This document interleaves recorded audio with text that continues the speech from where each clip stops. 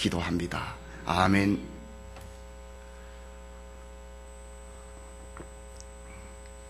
오늘 본문은 신부된 성도가 시련을 거치면서 신랑 되신 주님과 첫사랑을 회복을 하는 장면을 기록하고 있습니다. 돌아온 신부에 대한 솔로몬의 찬사와 감탄이 계속됩니다. 아가서의 그 어떤 부분보다도 자극적이고 감각적인 언어를 사용을 하고 있는 본문은 신부의 아름다운 신체에 발, 넓적다리, 배꼽, 허리, 유방 등으로 올라가면서 비유적으로 노래하고 있는 장면입니다. 귀한 자의 딸로 호칭된 신부는 궁극적으로 성도, 곧 주님의 교회가 가지는 아름다움과 영광을 대변을 하고 있는 것입니다. 신부의 아름다움, 오늘 본문은 신랑 되신 주님이 신부를 칭찬을 하고 있는데 이 신부의 아름다움은 바로 생명력이 넘치는 교회의 모습을 가리키고 있는 것입니다. 주님은 회개하고 돌아온 신부를 전반부에서 아름답게 묘사를 했습니다. 첫사랑을 회복한 성도는 주님 앞에서 자신의 본분과 할 일을 찾았습니다. 자기 죄를 회개하고 주님 앞에 돌아왔으니 그의 입에서 제일 먼저 나오는 것이 무엇이겠습니까? 그것은 자기가 이제 그리스도의 신부가 되었음을, 나는 이제 그리스도의 신부가 되었음을 다른 사람들에게 알리는 것입니다. 이것을 다르게 표현을 하면 전도라고 하는 것입니다. 전도하는 모습이 자기가 그리스도의 신부가 되었다고 하는 것을 알리는 이 모습이 얼마나 아름다운지 신을 신은 발의 아름다움이다 라고 합니다. 신을 신고 다니면서 내가 주님의 신부가 되었다고 알리는 그 모습을 아름답게 묘사하고 있는 것입니다. 또 주님의 몸된 교회를 든든하게 바치고 다른 일꾼들과 협력하고 조화를 이루고 있는 모습을 둥근 넓적다리에다가 비유합니다. 그리고 교회의 질서와 순종하는 모습을 훌륭한 장색이 만든 구슬깨미와 같다라고 노래합니다. 뿐만 아니라 신부의 마음 중심에 이제 세상 보화를 추구하는 것이 아니고 주님이 주신 용서의 기쁨, 구원의 기쁨을 간직을 하고 있습니다. 이것을 가리켜 포도주를 가득히 부은 둥근 잔 같은 배꼽이다 라고 노래합니다.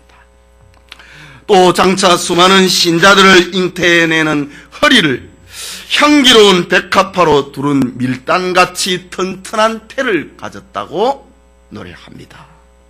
그리고 새신자를 해산하고 신령한 젖을 먹이고 양육하는 모습을 암사슴의 상태 새끼 같은 유방을 가졌다고 노래합니다. 주님은 회개한 성도들을 주님의 몸된 교회를 이렇게 아름답게 묘사하고 있습니다. 아가서 7장 1절에서 3절까지의 말씀입니다. 신부를 향한 사랑의 찬사가 계속됩니다. 이 시간 다시 일하는 신부의 아름다움, 지난주에 이어서 계속되는 말씀 보고자 합니다. 목의 아름다움입니다. 4절 말씀의 목은 상아 망대 같구나. 아가서는 시지요, 노래입니다. 노래는 아주 깊은 의미를 담고 있습니다. 시는 문장이 길면은 그 의미를 많이 상실합니다. 가급적이면은 축약을 해놓는 것이 시입니다. 사람들로 하여금 많은 생각을 하고 음미를 하게 만드는 것이 시입니다. 목은 상아 망대 같구나 라고 합니다. 일반적으로 목은 머리를 받치는 기능과 몸과 머리를 연결을 하는 기능을 말합니다. 이것은 주님을 섬기는 기능과 약한 성도들을 주님께 연결시키는 목회적 기능을 가리키는 말입니다. 그렇다면 어떻게 신부된 성도가 세상에서 목의 역할을 감당할 수 있을까? 머리 대신 주님을 바치고 몸된 여러 교회를 어떻게 연결을 하고 그 기능을 잘 감당할 수 있을까? 머리 대신 주님을 섬기고 몸의 여러 지체들과 연결을 하기 위해서 무엇보다 하나님의 말씀을 성도들에게 먹이는 사역입니다. 예수님의 말씀대로 옛것과 새것을 먹이는 것을 말합니다. 구약과 신약을 골고루 먹이는 것을 말합니다. 성도가 하나님 앞에 서기까지 수많은 환난과 고통을 이겨내야 됩니다. 원수 마귀 사탄과의 싸워서 이겨내야 되는 것입니다. 자기를 부인하고 십자가를 짊어져야 되는 겁니다. 양을 도적질하려고 하는 이리떼를 막아서 양을 보호하는 영적인 싸움을 해내어야 되는 것입니다. 본문은 이런 난관을 극복을 하는 목의 기능을 가리켜서 상하망대다라고 합니다. 일반적으로 망대는 들판의 포도원의 가장자리에 높이 세워놓은 장막을 말합니다. 또 성병, 모퉁이 등에 높게 세운 탑을 가리킵니다. 망대는 포도원이나 성읍을 침입을 하고 도적이나 대적을 감시하기 위해서 세워놓은 것입니다. 망대는 안을 지키기 위한 것이 아니라 밖을 지키기 위함입니다. 우리의 대적마귀는 우는 사자같이 두루 삼킬 자를 찾아다닌다고 했습니다. 이 세상에서 예수님을 증거하고 예수님의 말씀을 양무리들에게 먹이고 사명의 길을 달려온 목과 같은 성도를 주님은 상하망대와 같다라고 합니다. 상하망대 같은 양무리를 지키신 주님께서 먼저 본을 보여주셨습니다. 요한복음 10장 10절에서 12절에 도적이 오는 것은 도적질하고 죽이려고 멸망시키려는 것뿐이요 내가 온 것은 양으로 생명을 얻게 하고 더 풍성히 얻게 하려는 것이라. 나는 선한 목자라. 선한 목자는 양들을 위하여 목숨을 버리거니와 삭구는 목자도 아니요 양도 제 양이 아니라. 이리가 오는 것을 보면 양을 버리고 달아나나니 이리가 양을 늑탈하고 또 해치느니라. 주님께서 친히 상하망대와 같은 목의 기능을 우리에게 본으로 보여주셨습니다. 특별히 망대는 가까운 것을 보기 위함이 아니고 멀리 보기 위함입니다. 망대와 같은 목은 당장 눈앞에 있는 유익과 편리를 따지지 않는다는 말입니다. 멀리 내다볼 수 있어야 된다고 하는 말입니다. 목의 기능은 앞으로 다가올 환난을 미리 바라보고 대비하는 그런 것을 가리킵니다. 멀리까지 바라보는 소망을 가리키는 것입니다.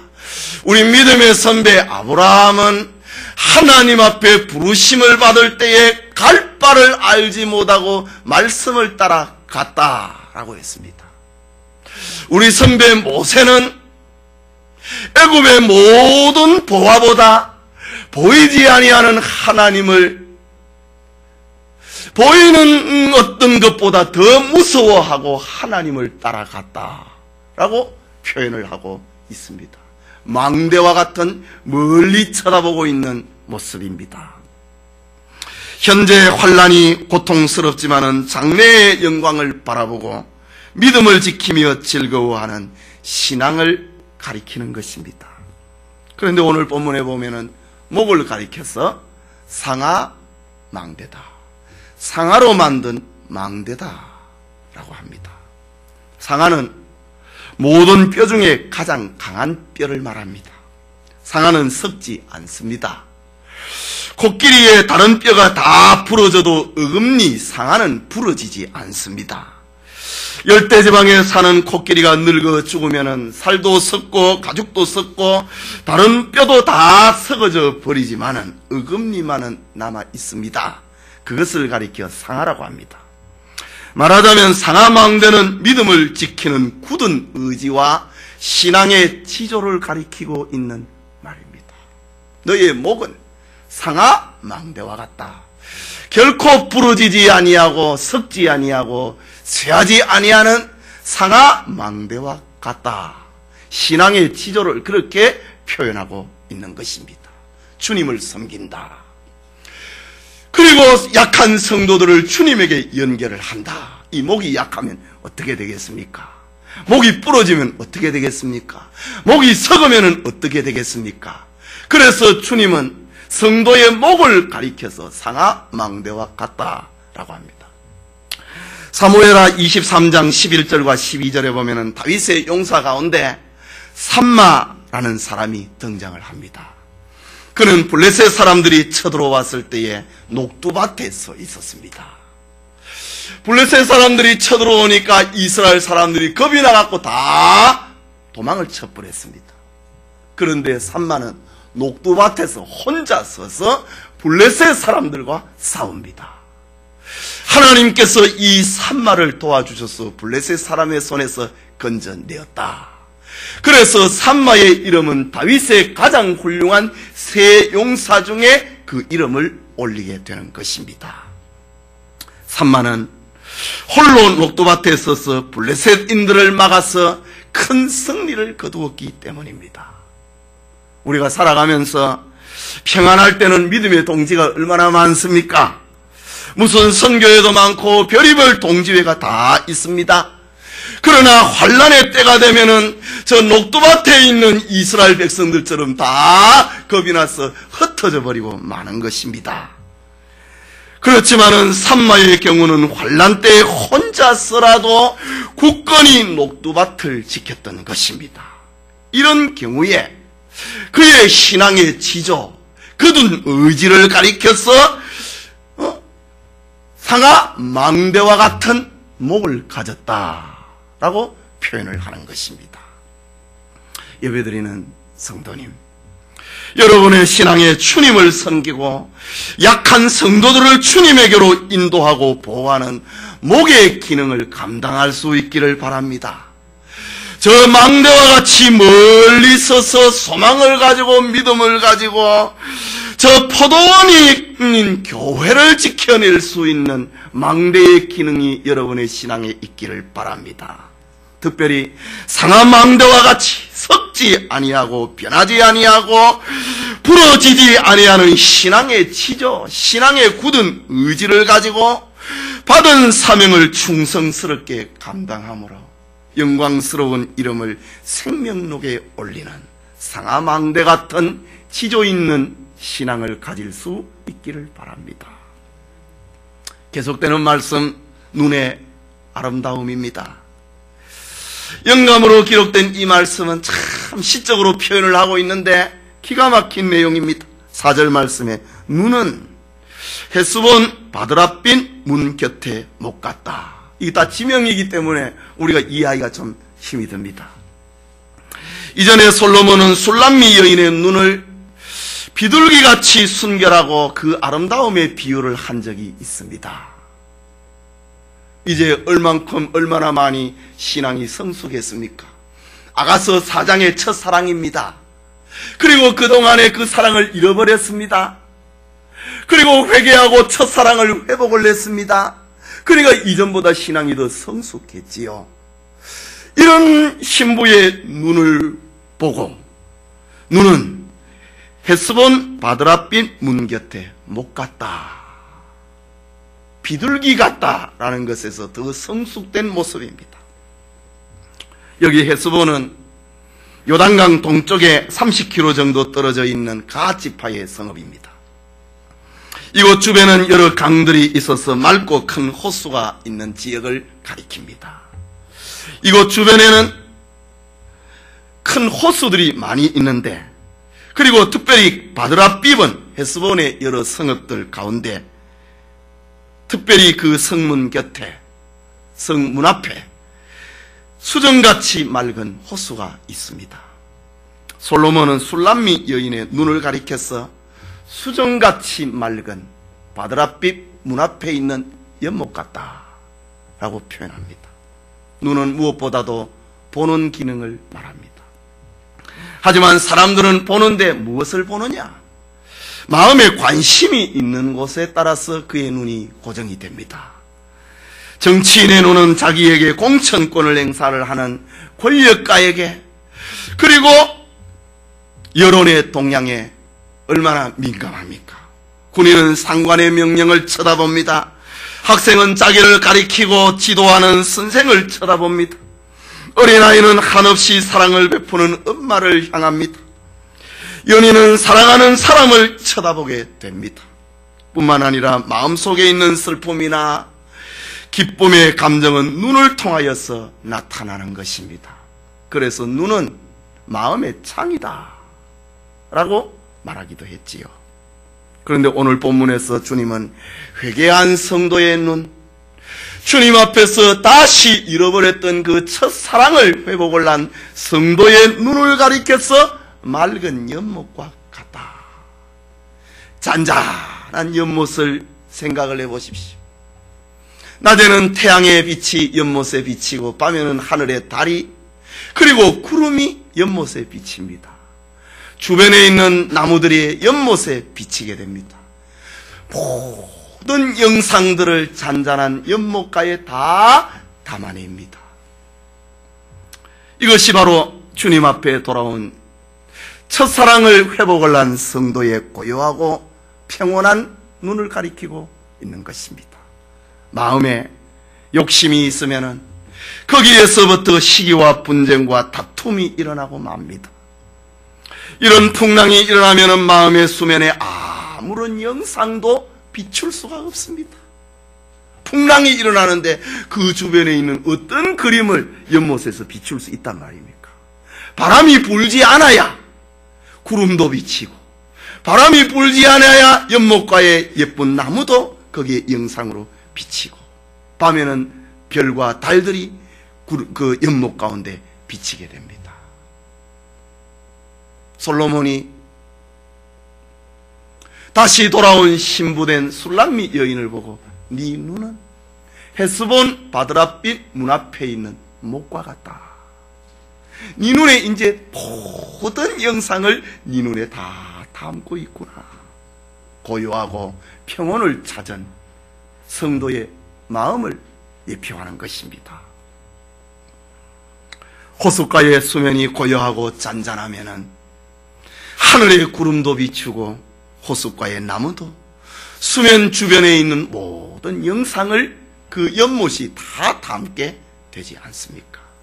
그래서 예수님께서는 마태복음 5장 8절에 마음이 청결한 자는 복이 있나니 저희가 하나님을 볼 것이다. 마음이 깨끗하고 정리가 되고 고요하고 평온하면 하나님의 영상이 그 마음에 비치게 된다, 이 말입니다. 바울은 디모데전서 3장 8절과 9절에 이와 같이 집사들도 단정하고 일구이언을 하지 아니하고 술에 임박히지 아니하고 더러운 일을 탐하지 아니하고 깨끗한 양심의 믿음의 비밀을 가진 자라야 할지니라. 믿음의 비밀, 그것은 하나님이 주시는 영상을 다 비추고 그려내는 그런 모습을 가리키는 것입니다. 만일 그리스도의 일꾼이 그 마음에 더러운 욕심이 가득 차면은 회칠한 무덤같이 되어버리고 맙니다. 화 있을진저 외식하는 서기관과 바리새인들이여, 회칠한 무덤 같으리니 겉으로는 아름답게 보이나 그 안에는 죽은 사람의 뼈와 모든 더러운 것이 가득하도다. 이스라엘의 부자들은 바위 속에 무덤을 파서 장사를 지내지만은 돈이 없는 가난한 사람들은 땅에다가, 그냥 평평한 땅에다가 시체를 묻어버립니다. 그리고 거기가 무덤이라고 하는 것을 알려놓기 위해서 그 위에 그냥 회를 빌어넣습니다. 그리고 사람이 지나가다가 그 무덤을 밟으면은 불결하지 않습니까? 시체를 밟는 거하고 같은 거니까. 불결하니까 그 사람이 무덤을 밟지 못하도록 하려고 회를 치러놓습니다. 그래서 옆으로 지나갑니다. 돌아서 갑니다. 그 속에는 썩고 있다 이거지. 시체가 썩고 있다. 예. 하나님 앞에 맑은 마음, 평온한 마음, 깨끗한 마음을 가지지 못하면은 회칠한 무덤과 같다라고 주님이 말씀하셨습니다. 이런 자들은 영적인 소경이 되어서 자신과 다른 사람들을 멸망에 이르게 하고야 합니다. 마태복음 15장 13절에 14절에 그냥 두어라. 저희는 소경이 되어 소경을 인도하는 자로다. 만일 소경이 소경을 인도하면 둘이 다 구덩이에 빠지리라. 눈이 밝지 못하는데, 눈이 밝아서 하나님을 보지 못하는데 그가 어떻게 그를 주님에게로 인도할 수 있단 말입니까? 어떻게 그가 목의 근행을 할 수 있단 말입니까? 이런 자와 비교할 때에 맑은 연못 같은 신부의 눈은 얼마나 아름답습니까? 주님은 회개한 성도의 마음을, 첫사랑을 회복한 성도의 마음을 수정같이 맑은 연못과 같다라고 합니다. 주님의 말씀대로 저희가 하나님을 볼 것입니다. 말하자면 회개한 성도, 연못 같은 눈을 가진 성도는 하나님을 보게 된다는 말입니다. 그러면 영적 진리의 세계가 우리의 마음의 영상으로 나타나게 됩니다. 세상의 온갖 욕심으로 충혈이 되어 있는 그런 눈이 아니라 하나님의 얼굴 앞에 열려있는 그런 눈 말입니다. 성도님, 여러분의 눈이 하나님을 보는 헤스본 바드랏빛 문 앞에 있는 연못 같기를 바랍니다. 여러분의 눈 속에 하나님의 신령한 영상이 그려지는 그런 눈, 찬찬하고 고요한 연못이 주변에 있는 온갖 영상들을 거기에 다 담아내듯이, 마치 그림처럼 연못이 다 담아내듯이 우리 성도들의 눈이 하나님의 영상을 담아낼 수 있기를 바랍니다. 수정같이 맑은 눈을 가지고 하나님을 쳐다보고 하나님의 뜻을 그려내고 하나님의 뜻을 마음에 그려내는 청결한 눈을 가질 수 있기를 바랍니다. 이것이 첫사랑을 회복한 성도의 모습이다. 이것이 회개한 성도의 모습이다. 죄를 회개하고 주님으로부터 용서의 은총을 받을 때 성도의 눈이 얼마나 영롱하고 수정 같습니까? 주님 앞에 흘린 눈물이 주님의 사랑을 다 담고 있지 않습니까? 이런 은혜가 있기 바랍니다. 계속해서 코의 아름다움이라고 합니다. 4절 후반부입니다. 코는 뭐라고요?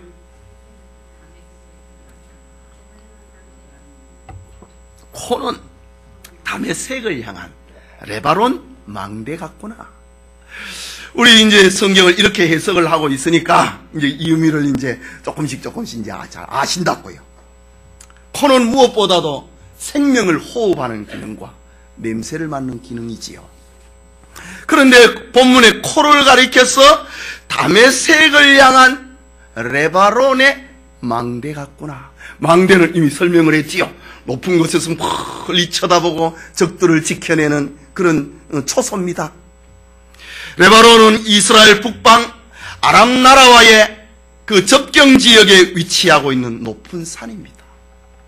회개한 성도의 코를 레바논에 세워져 있는 망대라고 합니다. 여기 다메섹을 향한 레바논의 망대. 다메섹은 아람 나라의 수도입니다. 아람 나라가 이스라엘을 침범을 해올 때에 가장 먼저 거치는 곳이 레바논 산을 지나서 이스라엘을 공격하게 옵니다. 코는 이스라엘을 지금 향하고 있는 것이 아니라 다메섹을 향하고 적들을 향하고 있고, 그리고 레바논에 세워져 있는 망대다라고 합니다. 아람 나라를 경계하고 정탐하기 위해서 세워놓은 망대와 같다는 말입니다.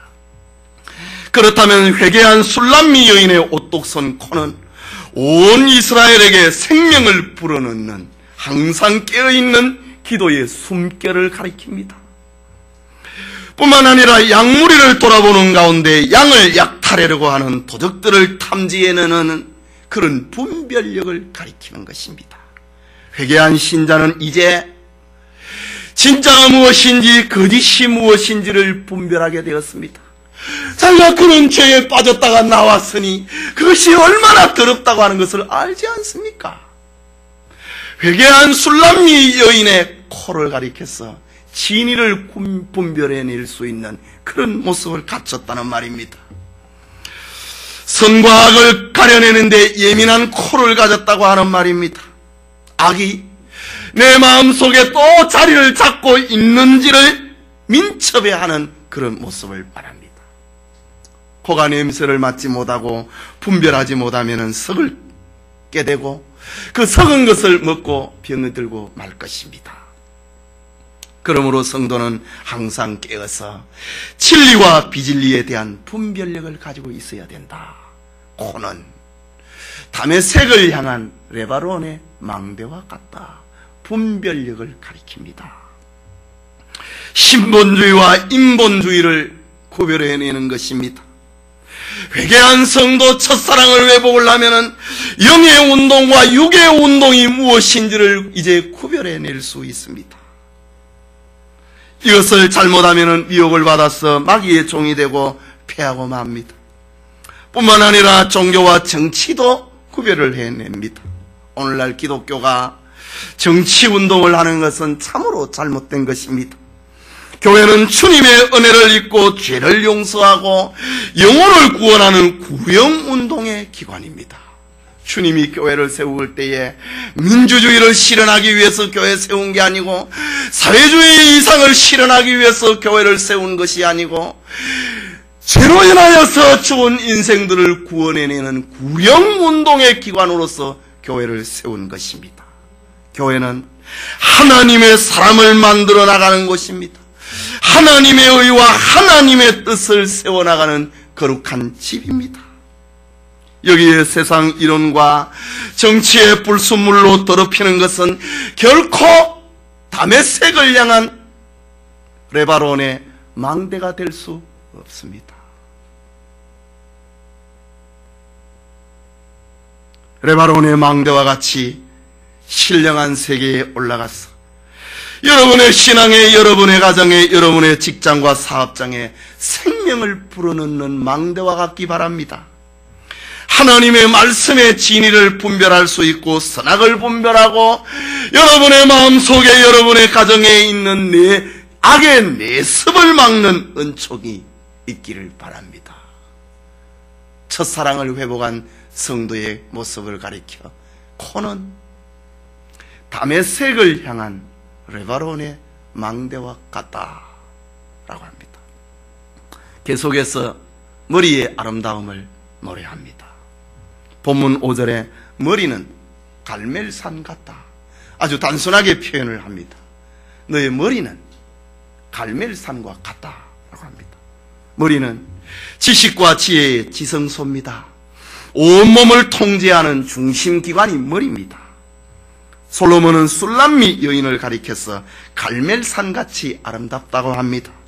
여기 갈멜산은 시중의 해변에서 이스라엘이 이제 나라가 시작이 되는 그 해변에 우뚝 솟은 산을 가리킵니다.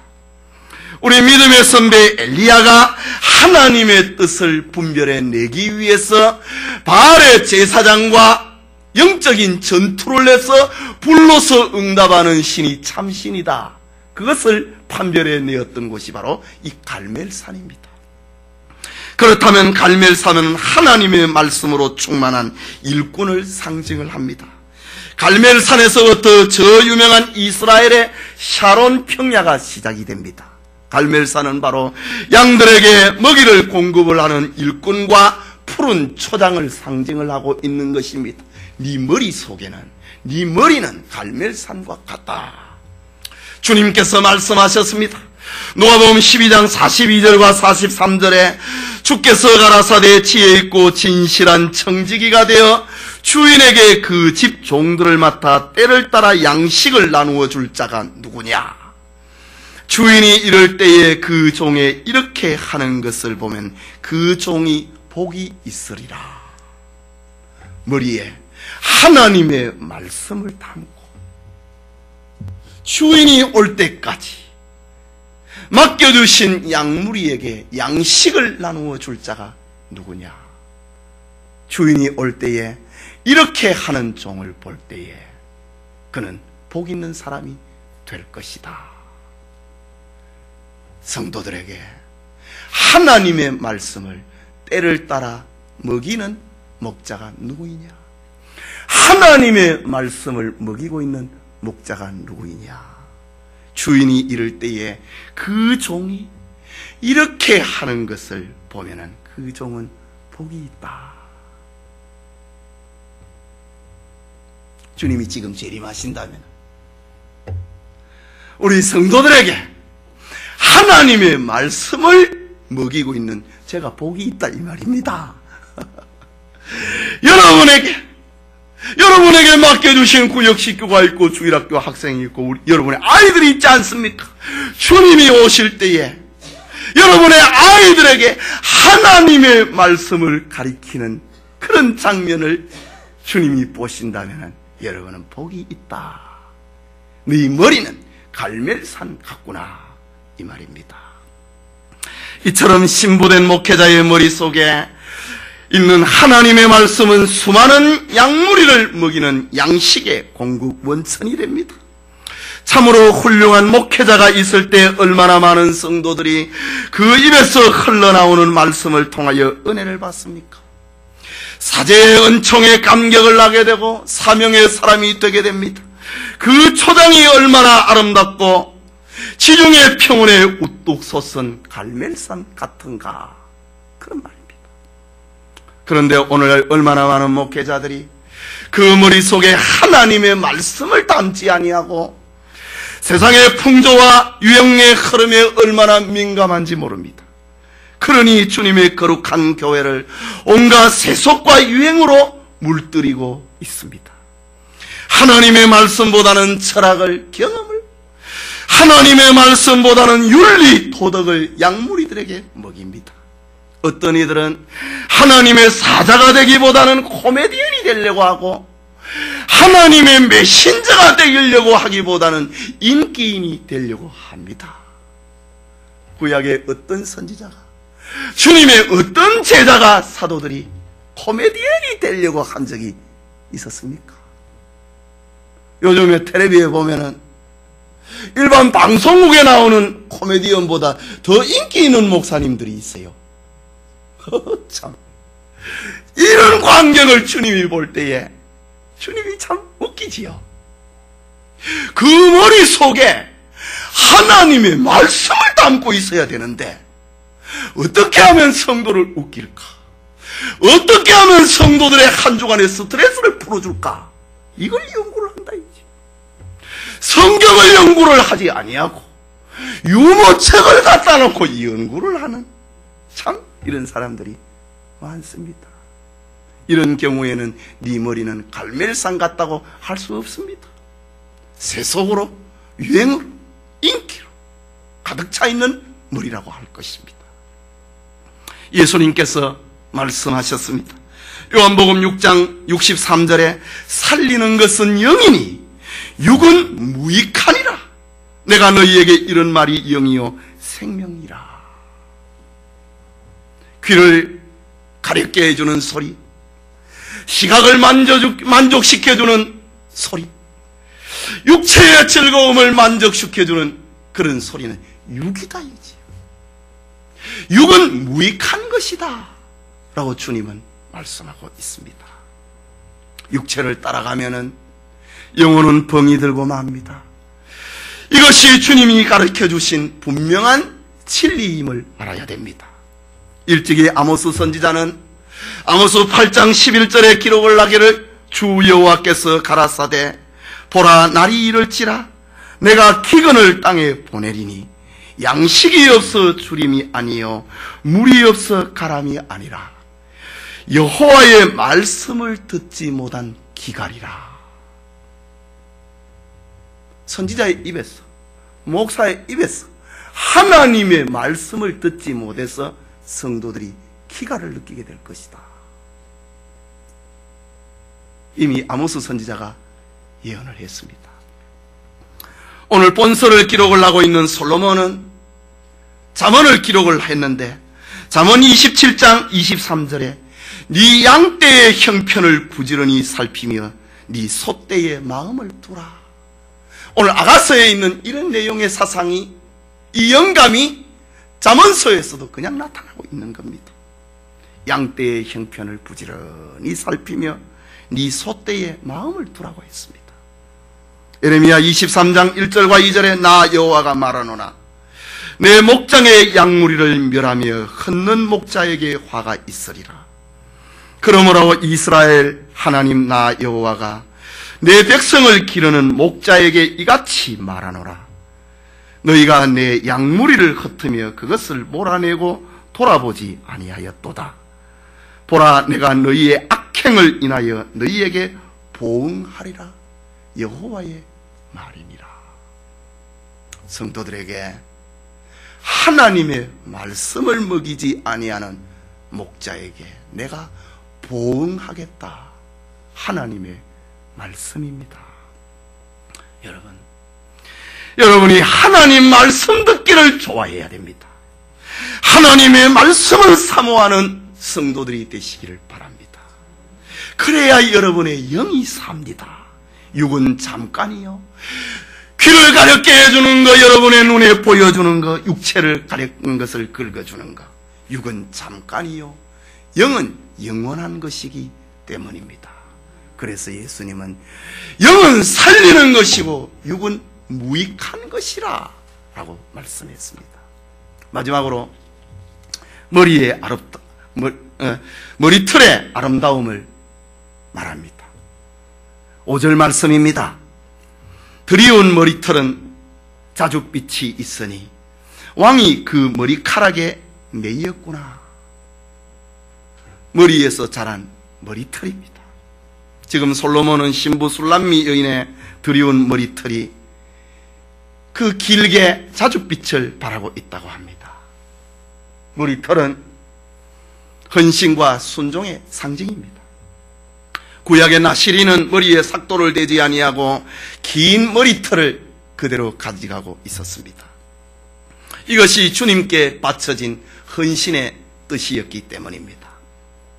삼손은 머리에 삭도를 대지 아니하고 나시린이 되었을 때에 여호와께서 주시는 능력의 힘이 점점 강해졌습니다. 그러나 성별과 순종과 헌신을 상징을 하는 그 머리털이 삭도에 잘려나갔을 때에 그는 약한 사람이 되어버리고 말았습니다. 신자에게 주님을 향한 순종과 헌신의 머리털이 길면 길수록 주님으로부터 오는 신령한 은사와 능력은 강해진다는 말입니다. 그러나 신자가 헌신과 순종이 떠날 때에 그는 무능한 사람이 되어버리고 맙니다. 사울왕이나 엘리 제사장이 그랬습니다. 저들은 하나님의 율법을 떠나서 헌신과 순종을 잃어버릴 때에 하나님으로부터 버림받은 사람이 되고 말았습니다. 사무엘상 15장 23절에 이는 거역하는 것은 사술의 죄와 같고 완고한 것은 사신 우상에게 절하는 죄와 같음이라. 왕이 여호와의 말씀을 버렸으므로 여호와께서도 왕을 버려 왕이 되지 못하게 하셨나이다. 신자가 하나님의 말씀을 버리면 그는 능력을 잃어버리고 만다. 하나님으로부터 받은 영광을 다 잃어버리고 만다는 말입니다. 신자의 아름다움은 순종입니다. 성도의 아름다움은 헌신입니다. 성도에게 있어서 하나님의 말씀에 대한 순종과 헌신이 없다면 그는 전혀 능력을 잃어버린 사람이라 해야 할 것입니다. 주님의 신부된 성도는 오직 주님을 향한 순종과 헌신의 아름다움을 가져야 됩니다. 주님은 그것을 좋아하십니다. 그 순종, 그 헌신이 바로 주님을 향한 신앙 고백이요 주님을 향한 삶의 제물이기 때문에 그렇습니다. 계속해서 본문을 봅니다. 왕이 그 머리카락에 매였구나. 여기 왕은 솔로몬을 가리키는 말이고 영적으로는 우리 주님을 가리키는 말이지요. 왕이 그 머리카락에 매였다. 이 매였다 이 말은 끌린다 이 말입니다. 주님의 마음이 지금 어디에 끌리고 어디에 매여 있다고 하는 말입니까? 그것은 주님이 세운 권위에 복종하고 순종하는 성도에게 주님의 마음이 지금 끌려가고 있다 이 말입니다. 주님은 자신의 말씀에 헌신하고 순종하는 성도의 머리카락에 주님이 매여버렸다. 순종하고 헌신하는 성도에게 그 머리카락에 주님이 지금 끌려가고 있다. 이런 표현이기도 합니다. 아수에로 왕의 왕후 와소디가 자기 남편의 권세에 순종하지 아니다가 왕후의 지위에서 쫓겨났습니다. 그러나 에스더는 모르드게와 하나님이 세운 아수르 왕의 권세에 순종을 하고 귀한 자리에 올라갔습니다. 그리고 이스라엘 백성을 구원해낸 영광의 사람이 되었습니다. 성도가 하나님이 세워놓은 권세에 잘 순종하지 아니하면은 그 영광을 잃어버린다. 그러나 순종하면은 존귀하고 영광을 얻게 된다는 말입니다.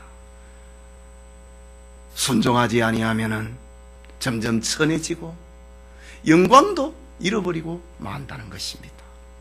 그래서 사무엘 선지자는 순종은 제사보다 낫고 하나님의 말씀을 듣는 것이 수양의 기름보다 낫다라고 했습니다. 지금 주님 앞에 있는 여러분의 신앙이 하나님의 말씀에 순종하고 헌신하기를 바랍니다. 주님이 세운 권위에 순종하기 바랍니다. 오늘 본문은 왕이 그 머리카락에 매였구나. 주님의 마음이, 주님이 순종하고 헌신하는 성도에게 매여버렸다. 마음을 빼앗겨버렸다. 이렇게 표현하고 있습니다. 순종하고 헌신하는 성도에게 주님은 어찌할 바를 몰라하고 있다. 그런 말입니다. 이런 축복과 이런 칭찬이 여러분의 것이 되기를 바랍니다. 예배드리는 성도 여러분, 주님은 온갖 시련을 극복하고 다시 일꾼된 신부의 아름다움을 이렇게 노래합니다. 이것을 가리켜 주님의 신부의 찬, 주님의 교회의 찬이라고 별명을 붙일 수 있습니다. 주님은 우리가 시각적으로 이해하기 쉽도록 발로부터 시작해서 넓적다리, 배꼽, 허리, 유방, 목, 눈, 코, 머리털까지 차례대로 노래하고 있습니다. 그리고 이 모든 것을 종합을 해서 주님은 다시 찬사를 보냅니다. 그것이 6절 말씀입니다. 사랑아, 네가 어찌 그리 아름다운지. 1절에서 5절까지 10가지의 아름다움에 대해서 노래했습니다. 그리고 그것을 종합을 합니다. 사랑아, 네가 어찌 그리 아름다운지, 어찌 그리 화창한지 쾌락하게 하는구나. 내 마음이 기뻐서 어찌할 바를 모르게 하고 있구나. 라는 주님의 찬사입니다. 우리가 주님의 신부된 것은 자신의 의나 공로로 된 것은 아닙니다. 우리가 주님으로부터 이런 아름다운 찬사를 받는 것, 우리의 공로, 우리의 의가 아니라는 말입니다. 이사야 64장 6절의 고백처럼 대저 우리는 다 부정한 자 같아서 우리의 의는 다 더러운 옷 같으며 우리는 다 쇠폐함이 잎사귀 같으므로 우리의 죄악이 바람같이 우리를 몰아가나이다. 이것이 우리의 실상입니다. 그래서 일생을 주님 복음 전도자로 살았던 바울은 고백을 합니다. 고린도전서 15장 9절과 10절에 나는 사도 중에 지극히 작은 자라. 내가 하나님의 교회를 핍박하였으므로 사도라 칭함을 받기에 감당치 못할 자로다.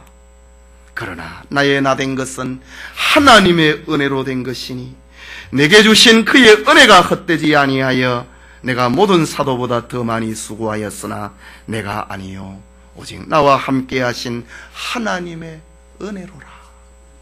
주님으로부터 첫사랑을 회복한 성도의 아름다움에 대해서 주님은 10가지의 내용을 가지고 찬사를 보내고 있습니다. 그러나 우리가 이런 찬사를 받는 것은 나의 나된 것은 하나님의 은혜다라는 것입니다. 우리가 아름다운 주님의 신부가 된 것은 오직 주님의 은혜라는 말입니다. 신부가 영적인 잠을 자다가 돌아왔을 때 그 모습이 얼마나 더럽고 취했습니까? 그런데 신부가 회개했을 때 주님은 모든 죄를 눈같이 희게 씻어 주었습니다. 신부가 기도하고 충성을 맹세를 할 때에 주님은 성령을 한없이 부어주셔서 선한 일에 힘쓰게 해주신 하나님입니다. 그러니 나의 나된 것은 하나님의 은혜일 수밖에 없는 것입니다. 예배드리는 모든 성도님들에게 주님이 입혀주시는 아름다움,